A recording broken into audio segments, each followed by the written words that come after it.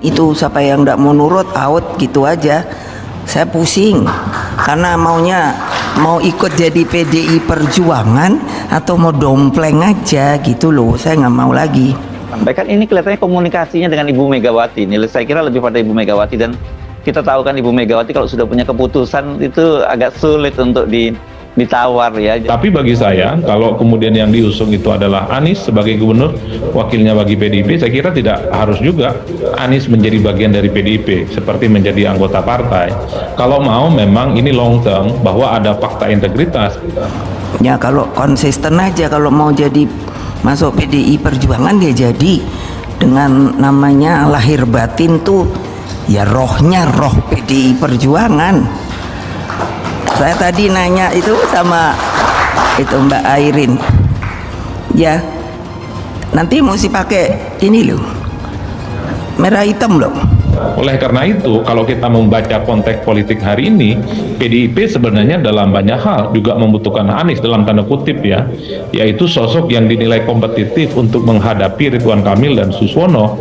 Karena harus kita akui, yang kita melihat dari jauh, kader internal PDIP untuk melawan Ridwan Kamil, saya kira memang ini agak rumit untuk dijelaskan secara kalkulasi statistik ya. Sekalipun Ahok itu runner up, jika dihadap-hadapkan dengan Ridwan Kamil, saya kira susah. Dari berbagai sisi menurut saya peluang Anies sedikit lebih tinggi dibandingkan Ahok untuk lebih kompetitif berhadapan dengan Ridwan Kamil, bahkan memenangkan pertarungan di Jakarta. Itu elektoral. Satgasnya itu memang ini mau dukung Pak Anies itu Bu. Oh gitu. Aku bilang enak aja ya. Ngapain gue suruh dukung Pak Anies? Dia bener nih kalau mau sama PDI.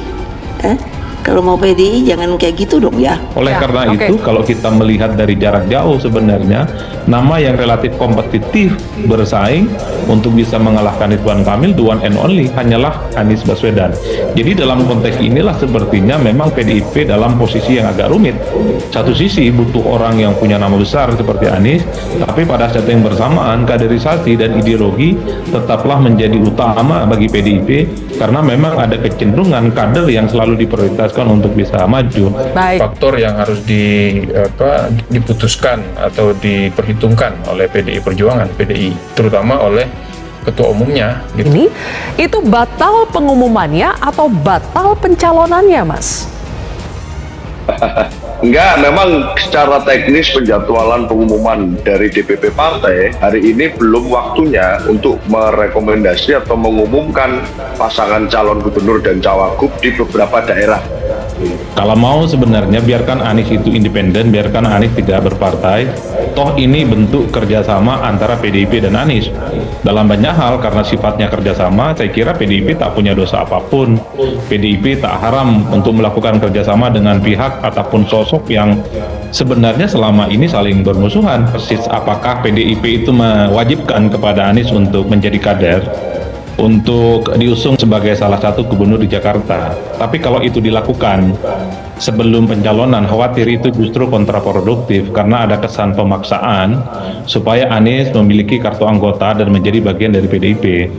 Ataupun nama yang diusung adalah misalnya Pak Pramono Anung yang belakangan muncul namanya, ataupun Rano Karno, saya kira terlampau beresiko jika harus dihadap-hadapkan dengan Ridwan Kamil. Acara selesai nggak diumumkan, dan kemudian ada pernyataan dari Oli Dondo Kambai, ini bendahara umum dari PDIP, yang menyatakan bahwa mereka batal mengusung Anies Baswedan, tapi kemudian memasangkan Pramono Anung dengan Rano Karno. Karena tentunya kita butuh orang-orang yang berkualitas semacam Pak Anies ini. Tentunya kami hari ini baru sekedar penjajakan dalam arti kata soal aspirasi ya.